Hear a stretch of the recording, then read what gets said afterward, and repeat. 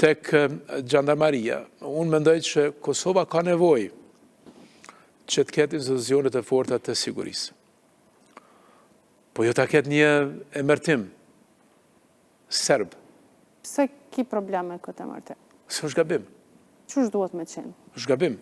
Ka mund të mendohet, të rimendohet, do të thotë jam për institucionin, jam për funksionin, jam për qëllimin, po jo të një emërtimi. Mirë, a lidhet që kjo në isan me demokracinë që po na rrezikohet, zoti Hoxhaj? Ka të bëjë edhe me konceptin politik, po. drejt. Ka të bëjë me konceptin politik, cilin ne po bisedojmë. Po, ja që neve na duhet ndoshta një institucion i tillë, po koncepti është i gabuar. Po, prandaj po flas Se për ne konceptin. kemi qenë të rubruar Dhe ku na çon ky koncept? Koncepti është i gabuar se në ne koncepti ringjall kujtime të Gjandarmarisë, e cila e ka mbajt këtë vend të pushtuar. Rikthehet traumat. Sakt. Te qytetari i Kosovës rikthehet trauma, madje edhe tek një fëmijë që ka qenë veç fëmijë, ka po lec. Është e gabuar, do të thotë me prashnim të Serbisë, unë nuk e di kush e ka një koncept të tillë në rajon. Këto do të thojnë fjalën e vetë ekspert të sigurisë, po nuk besoj. Do të thotë jam pro funksionit, po koncepti është totalisht i gabuar. Dhe Ku koncepti mundet me rëshqit koncepti që tamam me u zbatu një koncept i tillë dhe çfarë ndodh në ato raste? Po flasim pak hipotetikisht, po është e rëndësishme para se më u bë me diskutu diçka, se sa kur të bëhet. Mendoj që koncepti reflekton edhe mendësinë e kryeministrit, edhe të qeverisë së tij. Çfarë lloj mendësie kjo? Mendësia e tij është autoritare, ka qenë autoritare prej fillimit. Ja kam thënë Kuvend Kosovës dhe ministrin Itën, s'po them sot. Dhe koha më ka dhënë drejt. Prandaj mendoj që në Kosovë është vendimtare që ne të kemi një demokraci të fuqishme, që të kemi institucione të fuqishme, dhe të mos kemi një situatë ku institucionet i nënshtrohen individit. Prej votës e qytetarëve, do të bara se sa do të ketë baraspesh në Kosovë. Unë vetë kam qenë në qeveri, vetë kam çmuar mbështetjen që më kanë dhënë qytetarët kur kam qenë në qeveri, por mendoj që qeveri duhet të pushtetet duhet të kufizohen, demokracitë matën, prej asaj se sa ka fuqi të brendshme politike, shoqërore në një vend që të kufizohet pushteti e atyre të cilët janë në pushtet. Mirë, po, në këtë momentum pse na u desht Gjandarmeria sipas jush? Unë mendoj që është më shumë. Madje deklarata ishte më njëherë pas siç e quajtën disa rrethimit të Skënderajt me forcat e njësisë speciale, të nesërmë nëse zgaboj dolën me deklaratë që kemi pretendime për të krijuar Gjandarmerinë. Tash a ishte një test për qytetarët ajo?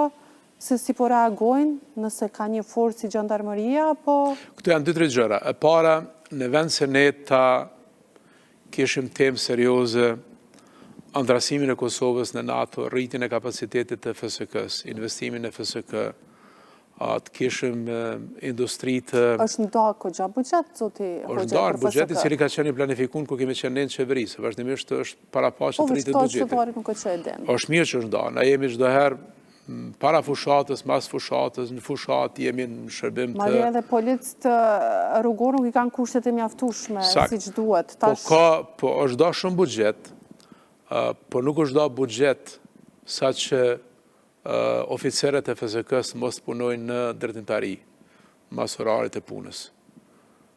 Që antarët e njësitit special të policisë e Kosovës të mos ndajnë 2-3 muaj verës dhe të shkojnë dhe të punojnë në perëndim për ta majtë familjen, që uniformat e tyre, që çizmet e tyre t'jenë të kualitetit më të dopt.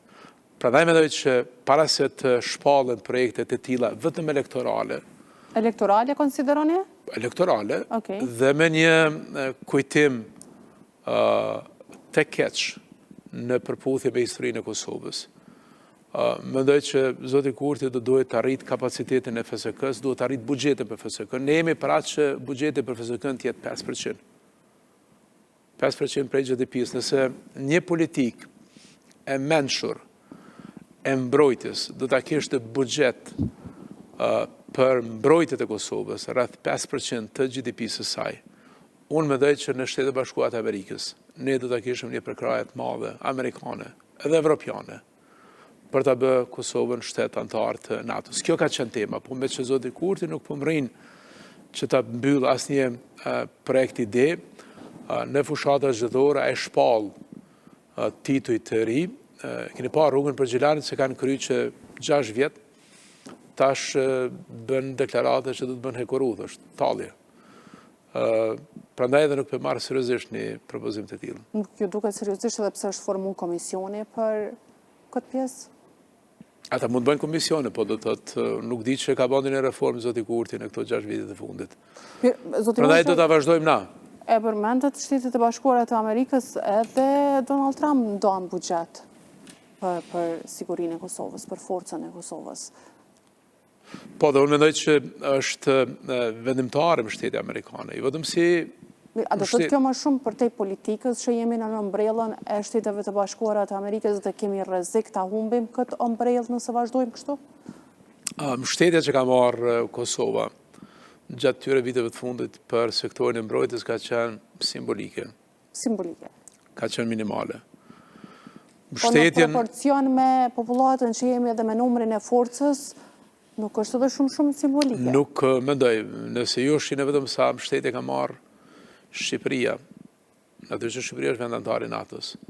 Kjo tregon, nëse ne kemi parasysh që Shqipëria nënshkrujti një kontratë me gazin amerikan rreth 6 miliard, se tash edhe energjetika hyn tek siguria dhe pavarësia e vendit. Kjo tregon se ku është Shqipëria dhe ku është Kosova. Realisht, Shtetet e Bashkuara të NATO si Amerikës organizohet, më falë që të tërpres, por më duhet ta marrë mendimin tuaj për këtë çështje. NATO si organizohet në fakt është diskutabile dhe pikpyetje për Donald Trump. Herë ai bën deklarata të çuditshme sa i përket kësaj çështje dhe në fakt mund të zgjuhemi një ditë që Donald Trump dhe Amerika nuk do të jetë më pjesë e NATO-s, nuk do ta ndihmojë më NATO-n. Çfarë ndodh atëherë me neve? Mendoj që bota perëndimore dhe perëndimi nuk mund të imagjinohet pa NATO-n.